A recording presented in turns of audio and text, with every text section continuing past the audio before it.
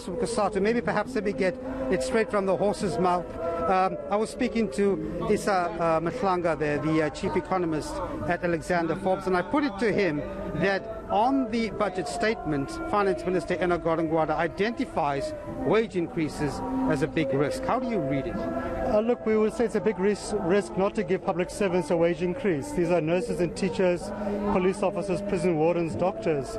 If you don't give them a wage increase to at least protect their salaries from inflation from being eroded, you will just risk provoking a brain drain of skilled public servants who will go to the private sector where they're paid better, who will go overseas. But I think we do welcome the minister saying that he will engage with the unions at the Public Service Bargaining Council, as all the unions have been asking for, to respect collective bargaining. He has budgeted for an increase in the budget over the next 3 years for public service to get increases, but it's below inflation, and I think for us the bottom line is you must always give workers at least an inflationary increase. But we think there's a need for government to show some courage. Cut the exorbitant packages we pay politicians and management. Have a single wage regime and a collective bargaining regime for the entire state. You can find ways to save costs, but you can't do it at the expense of throwing workers under the bus. Let's tackle the real cause of the fiscal leakage, which is corruption and wasteful expenditure.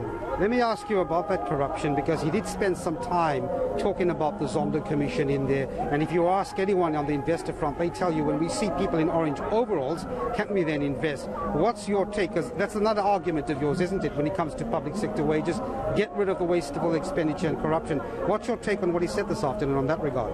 Look, government said nothing about corruption in terms of actual interventions. Yes, we're all opposed to it, but what's the actual intervention? We'd hope to hear practical interventions. So, for example, extending the ban on politicians doing business with the state to their families, empowering SARS to undertake lifestyle audits of politicians, the management of the state and the entities.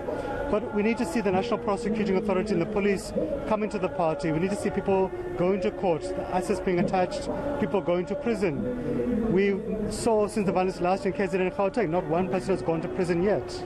Right, I'm going to leave it there. Matthew Parks from Cosatu, thanks very much indeed for your time.